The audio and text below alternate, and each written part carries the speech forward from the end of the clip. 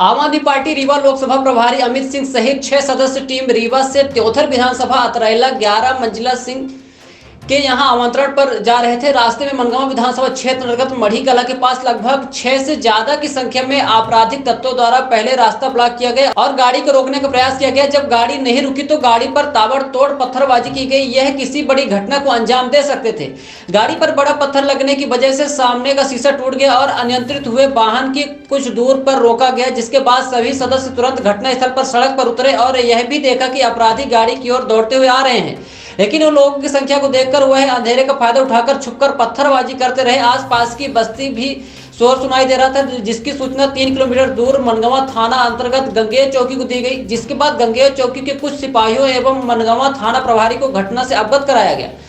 Police ने जांच में ढिलाई बरतते जैसा कार्य किया, लेकिन बढ़ते दबाव को देखते हुए उन्होंने 24 घंटे का समय मांगा। यदि 24 घंटे में यह राहजनिक कार्य करने वाले अपराधी गिरफ्तार नहीं होते तो आम आदमी पार्टी द्वारा उग्र प्रदर्शन किया जाएगा।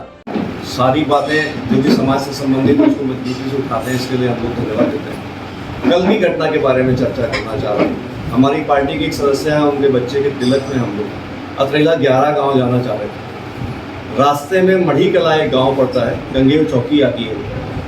उसमें चौकी के कम से कम 200 मीटर 300 मीटर पहले ही लोग बहुत तादाद में गालियाँ वालियाँ देते हुए पत्थर उठा के रोड के दोनों किनारे खड़े थे और वो पत्थर उन्होंने ऐसे कर रखा था कि वो गाड़ियों में फेंक दे। हमारी गाड़ी 55 के लगभग स्पीड में रही होगी और ताबड़तोड़ पत्थरबाजी करी लोगों ने। हमने कैसे भी ये अवॉइड किया कि पत्थर स्क्रीन में ना जाए, स्क्रीन टूटेगा तो हम लोग की गाड़ी अनियंत्रित होकर कहीं भी गिर सकती है। और उस घटना का आयाम 0 से लेकर 6 डेप्थ तक हो सकता था। वो बड़ी सूझबूझ और बड़ी हिम्मत दिखाने के कारण साथियों के वो घटना अवॉइड हो गई, हम लोग को कैजुअलिटीज़ नहीं हुई, पर अपराध बहुत बड़ा घटित। मैं अपने व्यक्तिगत जीवन में 40 साल से रीवा में रह रहा हूँ। अपनी गाड़ी में लगभग 7 लाख किलोमीटर को चला चुका हूँ। ऐसा अपराध मैंने पहले ना सुना था और ना देखा था अपने साथ। आज अपराध के ऊपर पुलिस का नियंत्रण शून्य बराबर है। ये कोई मजे हुए अपराधी नहीं है जो ये अपराध कर रहे हैं। बिल्कुल हल्के लड़के हैं, अपनी कमाई और नशे के कारण ऐसा सब अपराध कर रहे हैं। और रात में जब हमने थाने से पुलिस की मदद लेनी चाहिए तो चौकी में एकमात्र सिपाही था, वो खुद कह रहा था भैया अकेला हूँ मैं क्या करूँ। उस घटना में अगर पुलिस हमें तत्काल मिल जाती है और इस काबिल होती है कि उस गांव में जाके तुरंत छानबीन की जा सकती तो सारे अपराधी वहीं के वहीं मिल जाते हैं। पर ये तुरंत छानबीन करने के बजाय पुलिस ने अपना विवेचना का, मुखबिर का, ये सब पे ज़्यादा भरोसा किया, तो उन्होंने 2 दिन का समय मांगा कि हम अपराधियों को 2 दिन के अंदर आपको पकड़ लेंगे। हमने कहा भाई बात हमारी नहीं, समाज के जितने भी लोग इस तरह परिवार सहित यात्राएं करते हैं, ये बात सबके लिए इम्पोर्टेंट है। किसी के साथ किसी भी हद तक गंभीर अपराध हो सकता है, इसको आपको रोकना पड़ेगा और रोकने की शुरुआत आपको आज इसी अपराध से करना पड़ेगा। ये गांव लगभग 30 साल से बदनाम है ऐसे अपराध करने के लिए। पुलिस के नियंत्रण अगर आज तक नहीं आ पाया है तो फिर खराब बात है। हम समाज के लिए एक मजबूत लड़ाई लड़ेंगे अगर पुलिस हमको यहाँ पे असफल दिखी है। फिर थाने की पुलिस की प्रोसीडिंग करा के हम लोग आगे गए। रेडिएटर में चोट होने के कारण रेडिएटर का पानी गिर गया। थोड़ी देर बाद हमारी गाड़ी बंद हो गई इंजन हीट होने के कारण।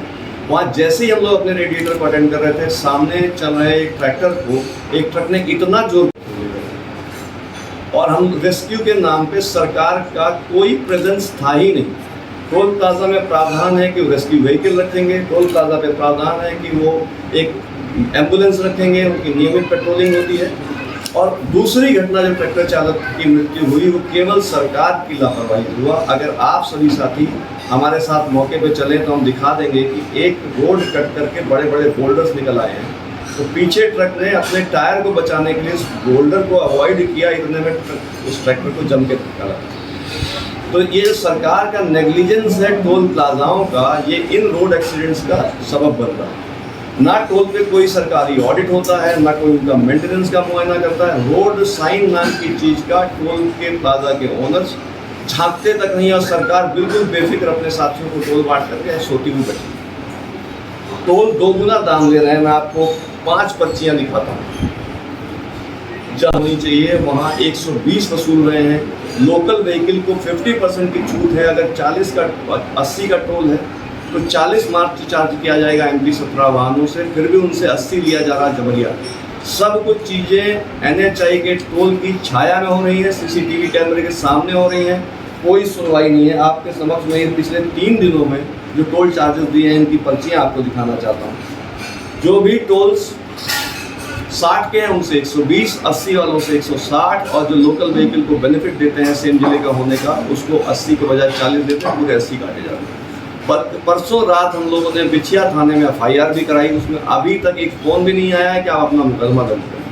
वह स्थिति ये है कि जब हमने गैजेट खोल के देखा जो पूरे भारत के लिए सेम दरें बताई जाती हैं उसमें कोई पीनल क्लॉज नहीं है कि पेनल्टी 2 टाइम्स लगा सकते हैं। वाहन अगर टोल पे खड़ा हुआ है तो किसी भी माध्यम से फ़ोन पे से या किसी भी माध्यम से दे सकते हैं, वो गैजेट में मेंशन है। फिर भी ये टोल प्लाजा के मालिक सरकार के चूँकि करीबी लोगों को ये टोल मिलते हैं इसलिए सरकार बिल्कुल नज़रअंदाज करती है और जनता की खुली लूट है। एक खुली सरकारी लूट और बढ़ता अपराध नशा और बेरोजगारी के कारण पड़ रहा है। इसमें हमको तत्काल राहत चाहिए।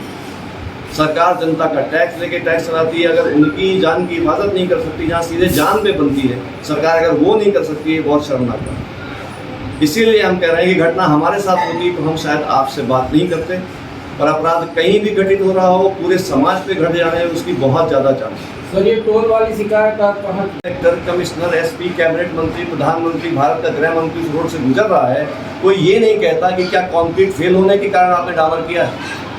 ये 14 किलोमीटर की मॉडल रोड करप्शन का इतना बड़ा मॉडल है कि भारत में कहीं नहीं हो रहा। अब ये मुद्दे जनता को क्या लेना देना, बेचारी अपनी निजी जिंदगी में इतनी व्यस्त है 4 पैसा कमाने में, तो रोड पे रिसर्च करके वो बताएगी जनता के इंजीनियर जांच करेंगे कि कलेक्टर जांच करेंगे, संबंधित मंत्री जांच करेंगे या PWD के वरिष्ठ अधिकारी जांच करेंगे। क्यों कोई जांच नहीं हो पा रही? क्या जनता के काम करने वाली एजेंसी को किसी नेता की सरपरस्ती प्राप्त है क्या जिसके कारण जांच नहीं हो रही?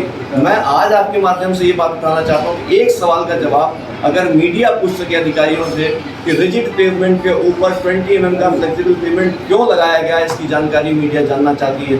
चाहे PWD के अधिकारी हों, चाहे NH के हों, चाहे स्टेट लेवल के MPRDC। एक सवाल का जवाब आप उन अधिकारियों से पूछ के जनता को जरूर दिखाइए ये क्यों हो रहा है।